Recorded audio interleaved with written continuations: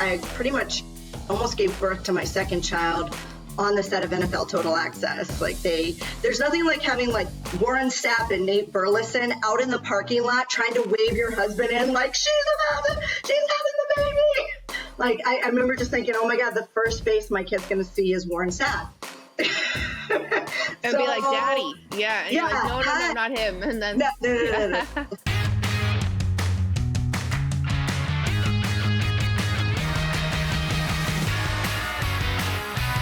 Hey guys, welcome on into Drinks with Binks. I'm Julie Steart-Binks, and we are still celebrating International Women's Day. Of course, this is being shot on Monday and being viewed by all of you, many hundreds of thousands of millions of people out there on a Wednesday, where it is not International Women's Day anymore. I'm very excited to welcome on my next guest, who has just shown that you can break the mold and the barriers and the boundaries of what it means to be a broadcaster. She has been blazing her own trail in this domain and beyond. This is none other than Emmy Award-winning journalist, filmmaker, tech executive, and head of creative production from the WinQuik app, Amber Theoharis. Amber, thank you so much for joining us here on the show today. You are one busy lady and you've accomplished so much, and you also have kids and it's a pandemic. How are you doing these days? Well, I'm drinking at 2 o'clock on a Monday, so I guess that answers how I'm doing.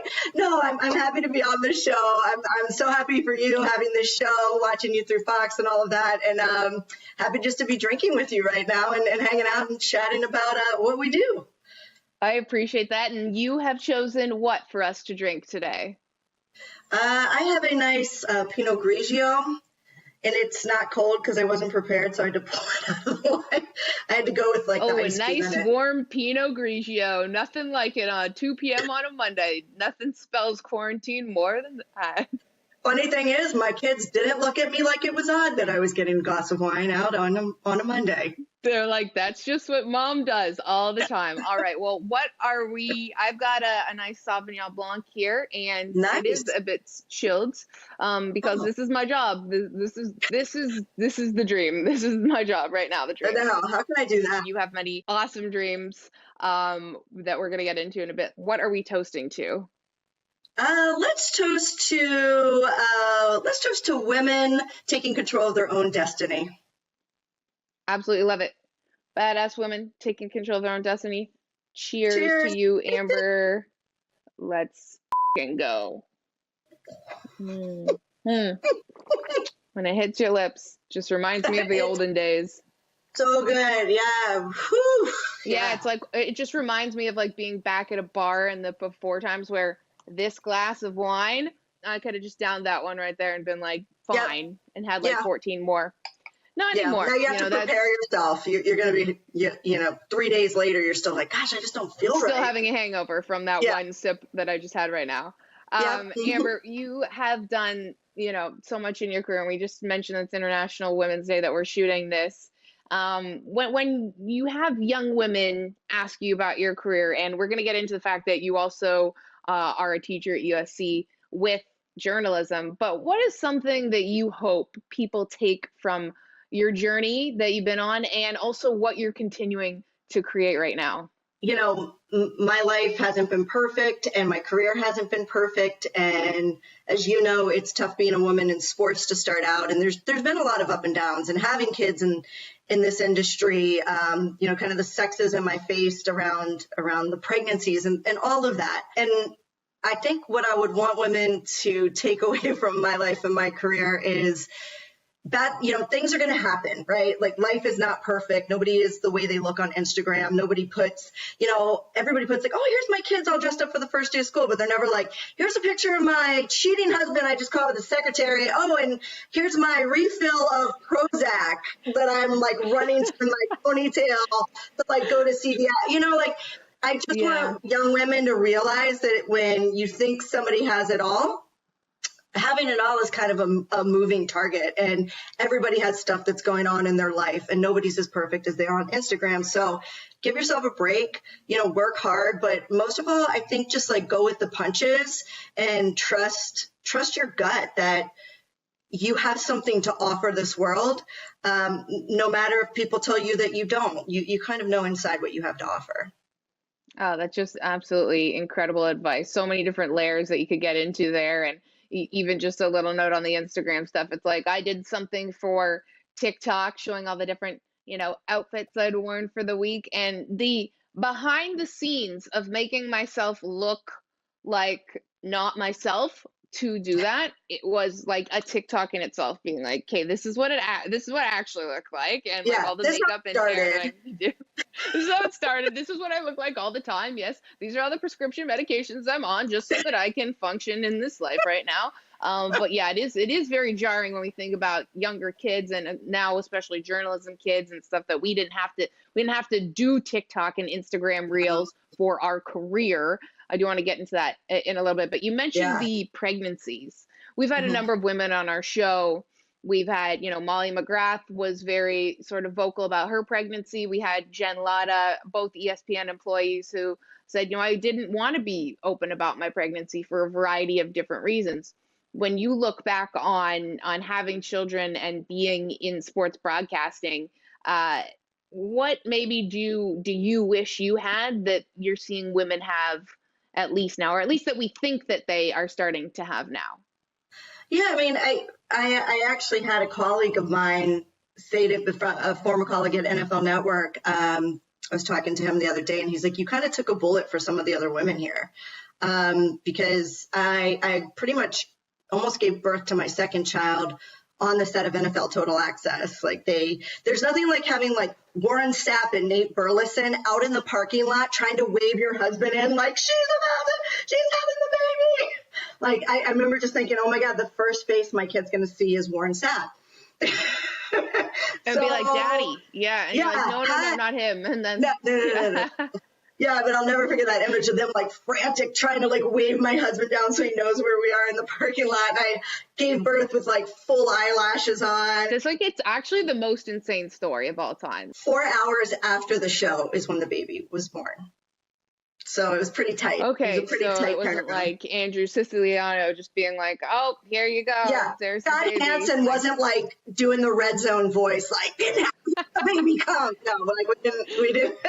That was my good friend at the time. No, like Willie McGinnis was there. He was just rubbing my back, going, "It's gonna be okay." And Warren Sapp's like, "That baby's coming right now." I was like, "Shut up, Warren!" And it was literally like something out of a movie, having these big football players try to comfort you. But it's a great movie. Yeah, it would be. But you asked a serious question. I wish that people had job security. I lost NFL Total Access because I had a baby. I came back after just 6 weeks, and they told me my replacement was staying on, and that they would find something else for me. And also, 6 weeks is nothing. I say this to every American guest I have on the show. Like in Canada, you have a year minimum, and you have guaranteed your job when you come back, and you can stay. But on, I mean, so. I have to try to rush back after 6 weeks to be like, I'm here, I'm back, I'm here, and then be like, well, I would have just stayed, on maternity leave and enjoyed the time with my kid. But to go through that with my third child, that was a lot. And I think because I raised a stink and because I fought internally, it didn't, look good for me, but it didn't bode well for me. But I think that they kind of learned, I saw women after me have their role when they came back. And so that makes me happy that at least, hopefully you're on this earth to make something better. If not, for the women behind you, for my daughters. Yeah, I mean, it's a really difficult story for you because you're creating human life, and it's your job's taken away from you from that. And the women that we've spoken with, even though they feel the support from their bosses, I had a conversation with a friend of mine who's pregnant, and she was like, I'm not really sure if I should tell my bosses. And I said, well, this is the time right now, I think, that bosses, like executives and everyone's a little bit more sensitive to it, because if you're not, it's going to reflect poorly on you, even though that's such a up thing to say, because it's like you're having a kid, you work in an environment, you should be able to have your kid and then come back. You shouldn't have to lose everything you fought for and everything you worked for and you finally like get this great job. And just because it kind of coincides at the same time, usually like women find success in their careers, like in their early 30s, mid 30s, they start to finally be like, wow, everything I've worked for the past decade plus is coming to fruition. That's exactly when you usually have a baby. And yeah, I mean, I have, Alex Flanagan, who was with me. She had similar stories from back on ESPN. Sadly, it's not, just a place like the NFL. I mean, I have a lot of women that have a lot of stories to tell. Yeah. That haven't, that you don't tell. Everyone seems to have a story, and a lot of people have tried to hide their pregnancies as to, so that they don't lose their jobs, which is, this is a huge, huge problem. So hopefully, at least, I know you've done so much more beyond just everything that you did with NFL Network, and we're going to talk about that in a second. But your journey has definitely, hopefully, helped some of these other women who are having babies and also trying to still have a career. What a crazy statement to say in 2021. Sounds like it's friggin' 1862. We got a whole lot more to get to with Emmy Award-winning journalist Amber Theoharis when we return on Drinks with Binks. Don't go anywhere.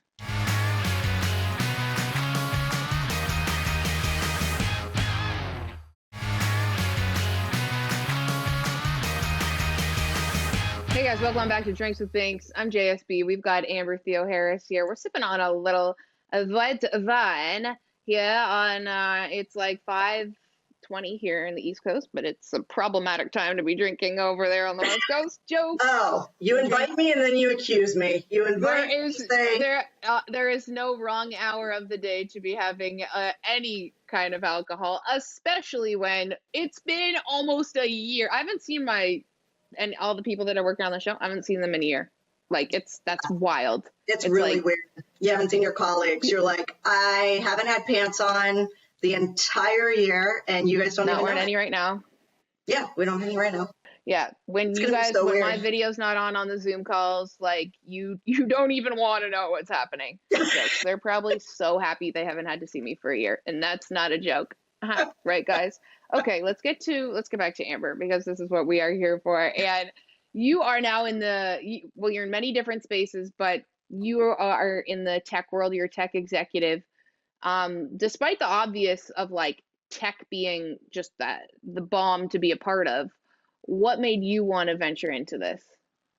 Tech was always that thing that I knew, like, that's where the money is. That's where, you can really be creative, and startups are becoming huge, but I didn't really know anything about tech, and I really didn't know how to get into it. And through Brian Baldinger at NFL Network, a good friend of mine, he was invested and involved in WinQuik, a new app that a group called Clickstream was creating, and he was going to do some hosting for this live trivia. And he was like, "Look, I know, you're probably doing some baseball for Fox right now, but can you like maybe do some hosting to help me out?" And I was like, "Sure, I'm just sitting at home during quarantine," and that kind of led to me kind of taking over the creative, because they had a lot of great finance guys, a lot of great tech guys. They didn't have any women, and, they didn't have any creatives to really bring the vision to life. And just me knowing, being in the business for so long and knowing about audiences and shows and production, I kind of put it all together using all of my friends and people that I knew that were like, yeah, I'm just sitting at home. So, you get the crew together and you do all that. And then that led to, I realized I had my hands in everything, like the marketing, the PR, the this, that, and that led to them offering me a job as the vice president of original programming. And so it's been, if you would have told me this time last year I'd be doing this, I'd be like, what? No, like I'm just going to go do baseball right now. But it's been awesome. I like new challenges, and I feel like parts of my brain are being flexed that haven't been flexed in a long time. So it's been really fun. Definitely. And everyone is all about game shows right now. At all the networks, that we've worked at, they're all like game show, game show, game show. Mm-hmm. Because how do you get people to do something? You offer them free money, cash prizes, whatever. The people want free stuff. In terms of trivia, what's like your favorite topic range that you are like, boom, I know all these? Well, I mean, I have to try, like, we put together this awesome writing team, right? And so we have the Jeopardy writer, we have the NBC game show writer, we have, like, our team is amazing writers. And so the topics they come up with are awesome, because if it was up to me, I'd be doing like Beyonce every single night, which we actually did have that topic. Yes, Beyonce hits. Yeah. It was really, really, really fun. But for me, I mean, obviously, like sports, I feel like I crush in that. But I think finish the lyrics. Like we do a couple different episodes of finish the lyrics. Yes, and usually we make it so they have to be number one hits. So it's something that almost everybody, no matter what music you like, you would know it. So our WinQuik writers come up with they came up with the letter Q was one category. And I was like, what is this? Cool. It came across my desk. I was like, this is so lame. And then I saw it, I was like, this is so brilliant, when I actually read what they wrote. So I'm sure these people are brilliant. We got so much more we want to talk to with Amber Theoharis. We're just having an absolute blast here on International Women's Day /Wednesday. Bottoms up. We'll be back in a second on Drinks with Things.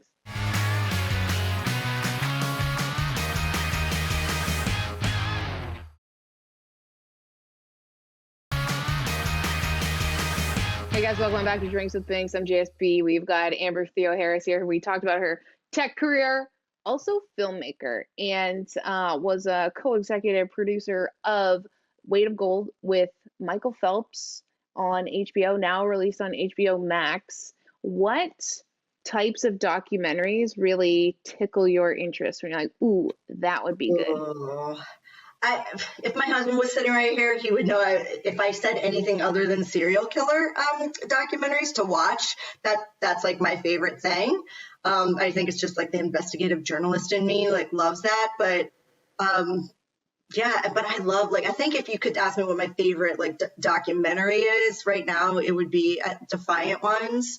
I think that was just like really well done, a really original idea. But I love all documentaries. I always have loved, obviously, being a storyteller. That's what you are as a journalist. I just happen to tell a lot of sports stories. And we spoke a little bit earlier about, some issues with pregnancies. And because of that, though, the positive out of that was like, you know what, I'm going to just start doing stuff I really want to do on the side, and not put all my eggs in one basket. And I started working on this project, The Weight of Gold. Actually, it wasn't even called The Weight of Gold. I wrote that in my notepad, 3 years ago. Me and Brett Rapkin, he was a former director from NFL Network. We discovered we had the same eye disease. It's so weird how this came about. He contacted me. We were going to do a documentary about the doctor here in LA that found this surgery that helps people. And one of the people he helped was the captain of the U.S. bobsled team. And he was getting ready to go back to Pyeongchang at the time and compete and get another gold medal. And unfortunately, while we were filming that, we interviewed him, we followed him in training, we did all this it was a great story about him almost going blind. And then, he ends up, he had told us kind of off camera that he had some issues with depression. And during our filming, a couple days later, he ended up dying by suicide. Oh my God. Yeah, so it was really hard for us, just as people that were kind of the last people to really talk to him, saying, gosh, why didn't I see a sign? And I'm really big on mental health, really big and outspoken about mental health, going through what I've gone through. And it hurt, man. It hurt. It was tough. So we didn't really know what to do. We didn't want to end his story that way. And then at the same time, Michael Phelps, who's also from Baltimore, from Maryland, like me, he was being very outspoken about his mental health issues. And so we reached out to him and brought him on board. And, we decided we were going to do a film on Olympians and mental health. And it was really a learning experience for me, because as we went on, every athlete we spoke to had gone through that. Sasha Cohen, Bodie Miller, Shaun White. I mean, we had a bunch of gold medalists. And as I was hearing their stories, that's when I was like, what could we call this? And then I just named it The Weight of Gold. And so it was was very powerful. And I hope that people like don't feel ashamed and feel like they can get help if they're watching. They can see that their icons, these Olympic gold medalists, really suffer. You are a adjunct professor at USC. Want to ask you, when we were in school for journalism, very, very different. It was like, what is this Twitter thing? Now it's, as we mentioned, TikTok, Instagram, all this kind of stuff. How do you approach telling your journalism students, how to deal with all these different social media avenues and how to use them for better or to stay away from certain things? Yeah, that's a great question. I teach sports commentary, but I kind of commandeered it and made it into my own version of sports commentary. And I try to teach them to become multimedia personalities. That's what the whole focus is. I have them do podcasts. I have them write columns. I have them do a social media post. And with regards to social media, I'm really big on them getting ahead of it and understanding the power of social media and using it to their advantage rather than being caught by it. So one of the first assignments I have them do is go through their timelines, go through their avatars, and make one change that not only makes them look more professional, but also is a step towards whatever brand they want to try to build in the future. So start thinking about your brand, because everything you put out there is eventually going to be your brand. And so I'm big on that. I also teach them to use social media. Like you and I didn't have, if nobody gave us a job, we couldn't be on TV. There was nothing you could do. You're a journalist out of work. I'm like, right now, you guys can turn your phone around and do a sports report or give your opinion like Stephen A. Smith does on something and put it on. And a couple of my students had a couple thousand hits. And they were very surprised. And I was like, see, you can start to build all of this now. You guys have this all at your fingertips. So I want them to see it as a positive, but to take control of it and see it as a professional way to get their brand out and not be like, hey, here's me and my girl Julie, like hammered, beer bonging. Yeah. It just isn't good. So. Okay, so I should take that one down is what you're saying. Yeah, I'll take it down if you take that one down. We're freaking cool. We're freaking awesome badasses here. Okay, guys, we will be back in a second.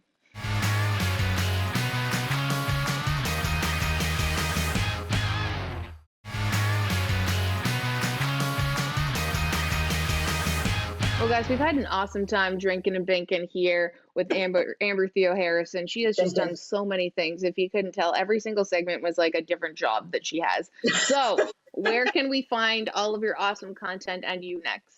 Just follow me on Instagram, AmberTheo1, and on Twitter, Amber Theoharis. I always keep everybody posted. I'm working on a second documentary right now called The Black Aces. Can you give us a little tease? Yeah, it's called The Black Aces, and it's celebrating Black excellence in a story that's never been told in sports that I discovered. And not I discovered, it's been there, but hasn't been told. And I'm also, look for more from my production company, Artemis Sky Entertainment. I'm going into the animation business, so I've optioned the rights to a sequel of a Netflix film that was really big this summer. I can't announce it yet. And then I have another animated project that I'm working on with former CEO of Virgin Records, Phil Quartararo. So it's a musical one, so we're really excited. You are an absolute boss, and I now feel like I gotta go do something else other than my one show. I'm very inspired by you. You have your own show. I've never had my own show. You're killing it. And you get to drink. I'm basically having just Zoom happy hour, and I'm enjoying it because we've never met before, and I absolutely love you and love everything you've done. So cannot wait to see all those projects and to see you keep killing it. Thank you so much for being on the show, Amber. We really appreciate it. And guys, you know where to find us, all of our other shows on YouTube at Fubo Sports. And until next time, bottoms up, bitches.